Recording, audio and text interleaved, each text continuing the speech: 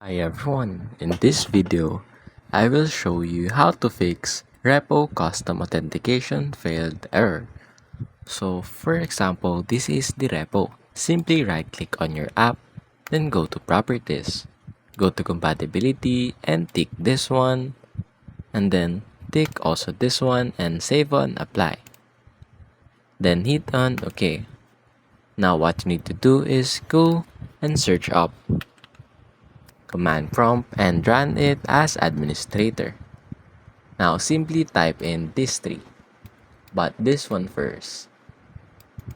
Let's copy it and paste it here, then hit on enter. Now the next one, copy it, then paste it here and hit on enter. Now the last one, copy it again, then paste it in here and hit on enter. Now after that, simply close on this one.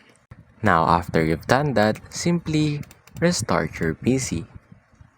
Then after you restart, now search up network, here, view network connection and click on it. Now wait for it to load up.